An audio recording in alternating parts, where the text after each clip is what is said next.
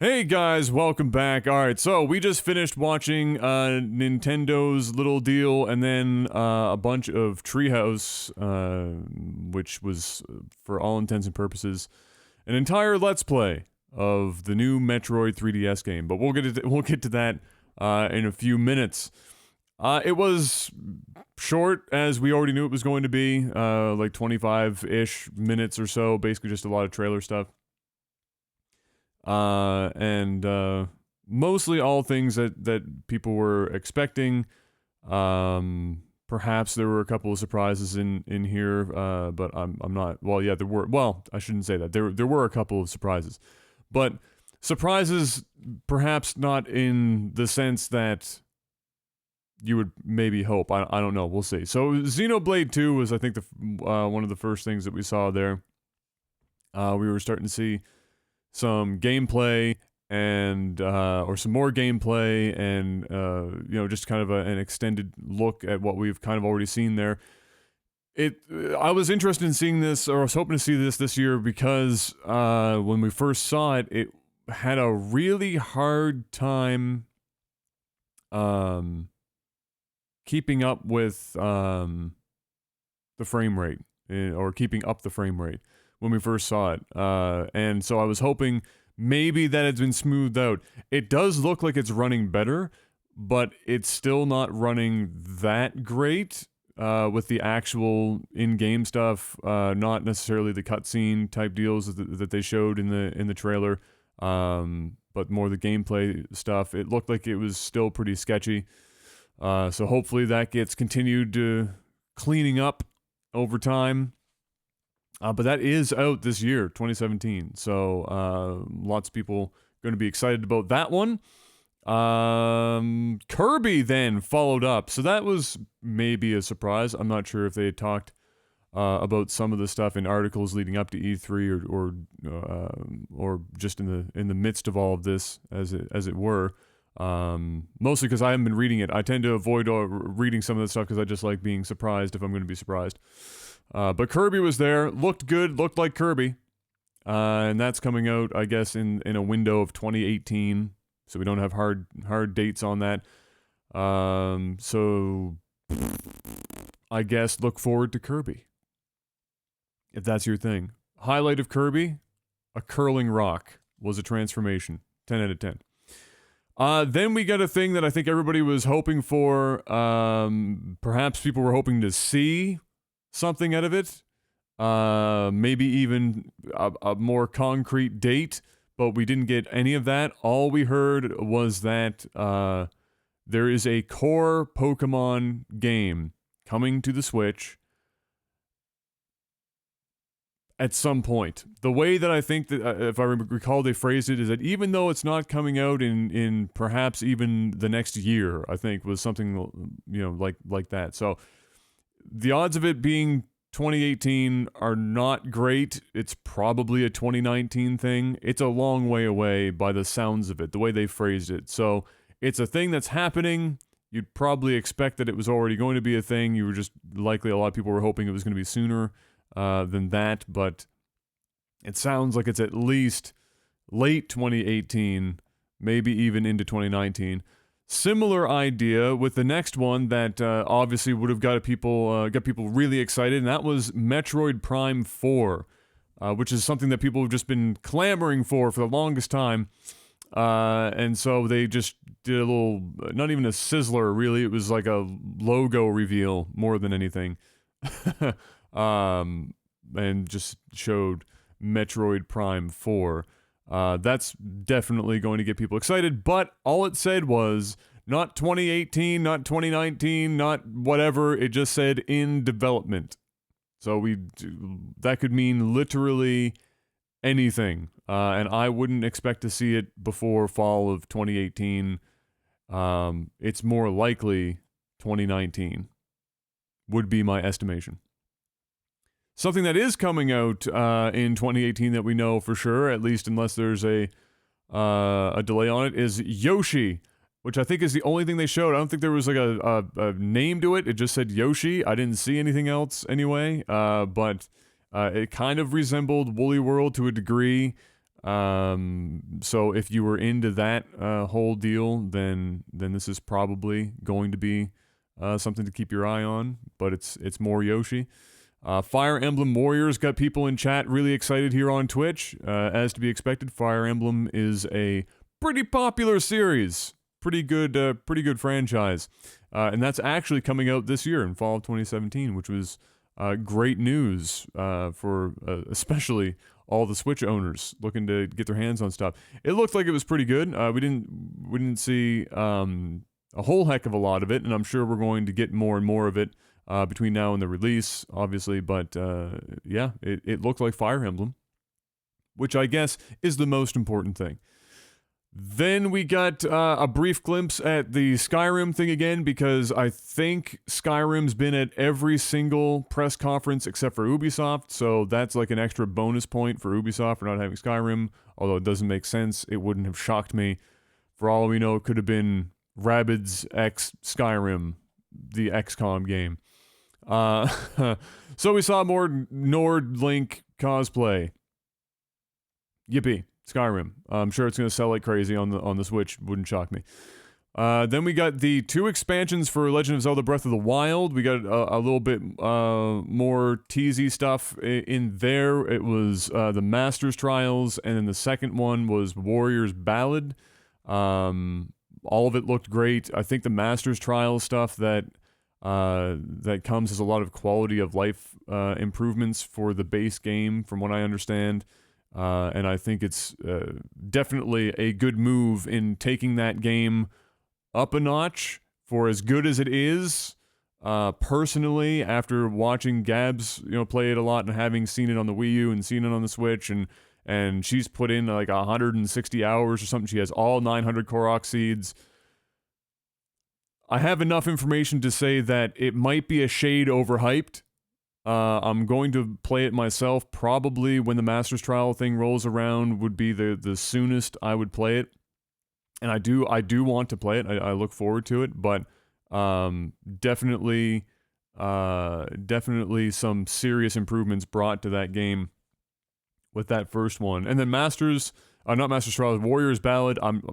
We just saw some of the other characters, and so I don't know if that means that we're actually going to be able to play with them. I'm not entirely sure. I'll have to read more into it later on. I'm so sorry I can't speak today. I'm so tired after yesterday. Doing all the conferences and all the audio video editing and releasing in like these crazy time windows. I'm a broken man today, but that's okay. We can make it through. Then we saw a little bit more of the Mario plus Rabbids thing. That is August 29th. That's on its way. I think that game is going to be pretty freaking awesome, and definitely a pickup for almost any Switch owner, especially given the sparsity of actual Switch titles and not just, kind of beefed up Wii U games. I think it's definitely going to be at least worth a look for the most part. And currently I'm looking at it right now on Nintendo's Treehouse. They're playing it, and so you're going to be able to see a whole lot of gameplay and get a better idea of what that's going to all be about. But I think that's going to be a pretty solid game, and definitely one that nobody ever saw coming. If you had an E3 bingo card and you had Mario X Rabbids XCOM, esque game, then you should just win. You only need one square. You don't need the whole bingo line. You don't need 4 corners. You don't need anything. You just fucking had that one square. You win. You win everything.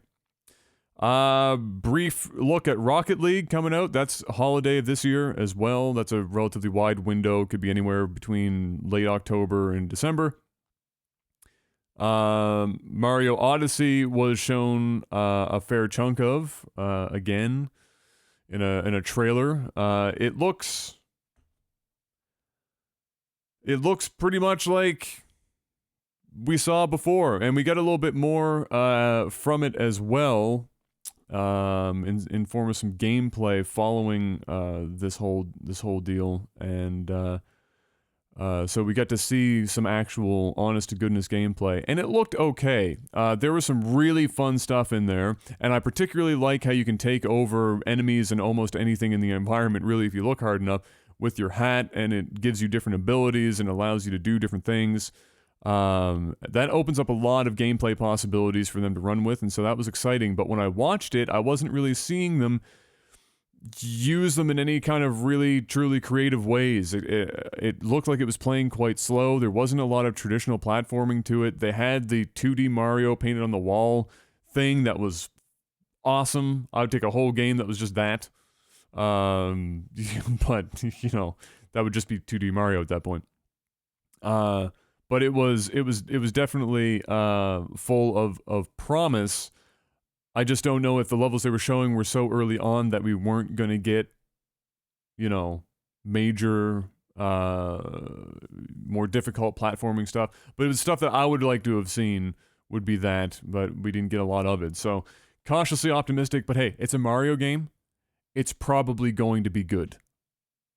Right? I mean, how many bad Mario games exist as far as like mainline Mario games, not spin-off stuff, like there's not really any that are truly terrible, so I'm sure it's going to be quite good. Then we moved on to to Treehouse, which is still running right now, and it's going to be running like crazy. This is where you see a lot of the gameplay and stuff for titles that Nintendo have mentioned, and then, or in this case, games that they haven't. They announced Metroid. What was it called? Metroid Samus Returns, which is a reimagination of the Game Boy version of, I think they said Metroid 2 or something along those lines. I can't remember what they said, but it's basically a reimagining of it. It's an honest-to-goodness 2D Metroid game, and it looks awesome. Very, very, very good job for everything. Art style wise, I think Samus looks fantastic. The world looks great. A lot of depth, a lot of layered depth to the background. So for the people that actually make use of the 3D function on the 3DS, it's going to look probably pretty good. And even if you don't, the game looked really nice. It looked like it handled very well. Great mechanical use. Lots of old Samus maneuvers that you've done before, maybe some new ones that you haven't, but great. It's great. It's awesome. It's a highlight for me for Nintendo, was seeing that. It was just what I was saying in the reaction, just the live reaction, the thing that kind of, this is a great game that exemplifies why I'm still confused about Nintendo's positioning their products in the market. The opening part of Nintendo's whole deal, Reggie comes out, he's on the green screen with his suit, and he's like, hey, I'm Reggie, and he's talking so seriously about video games and adventure, and equating that to the Switch being able to go anywhere, and you can do anything, and amazing, and go do it, and then you're reminded that they're still running the 2DS XL, 3DS XL, or 3DS stuff alongside this. And so you've got, for all intents and purposes, two handheld portable consoles, one of which they're trying to pawn off as a home console that's portable, but in reality, based on all the people I've been talking to that own one, and even Gabs, it's used more often undocked than docked, so it's more like a portable console that you just so happen to be able to dock to play on your TV when you want to.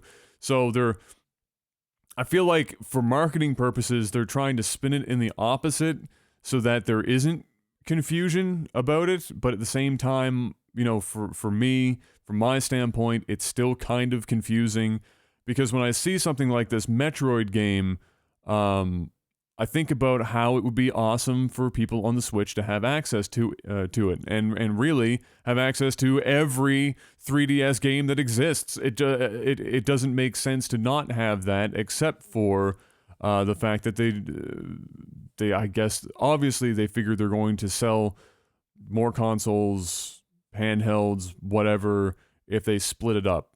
But I would just prefer it if they just gave it as an option to people. I mean, there's a lot of people out there, I'm sure, that own a Switch, that don't really have either the money or don't really feel like also buying a 3DS, but who would totally buy that Metroid game and a lot of other 3DS titles. So, yeah, I don't know. It's just something that's always in the back of my mind whenever I see it. I know you can own both. I know the 3DS is more portable still than the Switch. I appreciate that, but it's a little bit confusing to me product line wise where they're going with the Switch and how they decide which games end up on which platform. Yeah. That's about it for that. I thought Nintendo, brought pretty much what most people thought. They didn't,